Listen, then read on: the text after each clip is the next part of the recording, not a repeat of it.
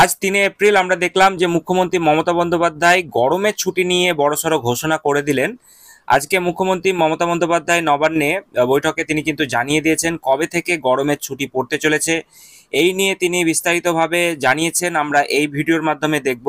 ইতিমধ্যেই আপনারা জানেন তীব্র দাবদাহের কারণে বিভিন্ন জায়গায় কিন্তু গরম পড়েছে।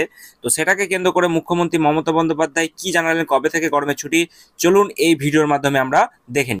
তার আগে বলি বন্ধুরা, আপনারা যারা আমাদের চ্যানেলের সাথে যুক্ত আছেন তারা জানেনই এই চ্যানেলের প্রত্যেকটা ভিডিও কিন্তু দরকারি, তাই কেউ এখনও যদি আমাদের চ্যানেলটা সাবস্ক্রাইব করে না থাকেন তাহলে অবশ্যই আমাদের চ্যানেলটা সাবস্ক্রাইব করতে ভুলবেন না এবং পাশে থাকা বেল আইকনটি ক্লিক করে দেবেন যাতে নতুন আপডেট আসলে আপনার ফোনে পৌঁছে দিতে পারে। আমরা এই চ্যানেলে কিন্তু প্রত্যেকদিন নতুন নতুন লেটেস্ট আপডেট নিয়ে আসছি সরকারি এবং চাকরি রিলেটেড, তো তার জন্য অবশ্যই আমাদের চ্যানেলটা সাবস্ক্রাইব করে দেবেন এবং পাশে থাকা বেল আইকনটি ক্লিক করে অল নোটিফিকেশন করে দেবেন। আর গরমের ছুটি যেহেতু গরমটা বেশি, তাই 30 এপ্রিল থেকেই প্রাইমারি এবং হায়ার সেকেন্ডারি স্কুলগুলোতে গরমের ছুটি পড়ে যাবে।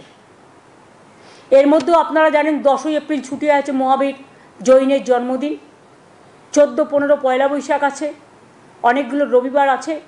কাজেই হয়তো 30 এপ্রিলের মধ্যেও অনেকগুলো দিন, ধরুন 12-13টা দিন অন্তত ছুটির মধ্যে বেরিয়ে যাবে। সুতরাং আগে ছুটি হতো মে মাসের সেকেন্ড উইক থেকে। যেহেতু গরম ওয়েদারটা বেশি, বাচ্চাদের কষ্ট হয়, তাই আমরা ডিসিশন নিয়েছি, এটা এডুকেশন মিনিস্টার আমাকে জানিয়েছেন যে ছুটিটা 30 এপ্রিল থেকে পড়বে এবারে গরমের ছুটিটা, যাতে ছাত্রছাত্রীদের এবং টিচারদের কোনো অসুবিধে না হয়। অনেক অনেক ধন্যবাদ। যদি আপনাদের কোনো কোয়েশ্চেন থাকে। তো স্কুলে গরমের ছুটি নিয়ে মুখ্যমন্ত্রী মমতা বন্দ্যোপাধ্যায় বললেন আজকে, এবং সেক্ষেত্রে গরমের ছুটি নিয়ে যেটা তিনি বলেছেন যে স্কুলে এগিয়ে এলো গরমের ছুটি, কবে থেকে পড়ছে। চাকরি বাতিলের দিনই কিন্তু আজকে বড় ঘোষণা করেছেন মুখ্যমন্ত্রী মমতা বন্দ্যোপাধ্যায়। গরমের ছুটি কবে থেকে পড়বে ঘোষণা করে দিলেন বাংলার মুখ্যমন্ত্রী মমতা বন্দ্যোপাধ্যায়। মমতা বন্দ্যোপাধ্যায় বললেন যে এবারে গরমের ছুটিটা 30 এপ্রিল থেকে পড়বে, যাতে ছাত্রছাত্রীদের ও শিক্ষক শিক্ষিকাদের কোনো অসুবিধা না হয়। সেই সঙ্গে তিনি জানিয়েছেন, শিক্ষামন্ত্রী জানিয়েছেন যে আগে মে মাসের দ্বিতীয় সপ্তাহে ছুটি পড়তো, তবে এবার গরম পড়েছে, এবার 30 এপ্রিল থেকেই গরমের ছুটি পড়ে যাবে।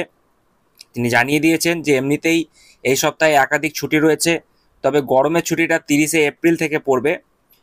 তবে কতদিন এই গরমের ছুটি পড়বে তা নিয়ে অবশ্য নির্দিষ্টভাবে তিনি কিছু জানায়নি। তবে গরম সবে পড়তে শুরু করেছে, এখনও কাঠফাটা গরম পড়েনি।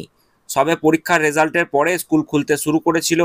আপাতত আপনারা জানেন যে স্কুলে যে সামেটিভ পরীক্ষা সেগুলো কিন্তু শুরু করবে এবং বিভিন্ন স্কুলে সেই পরীক্ষাগুলোকেও চলবে। আর আচমকাই স্কুল বন্ধের ঘোষণা এমনটাই কিন্তু এদিকে চলতি সপ্তাহে একের পর এক ছুটি, তখনও স্কুল হবে না।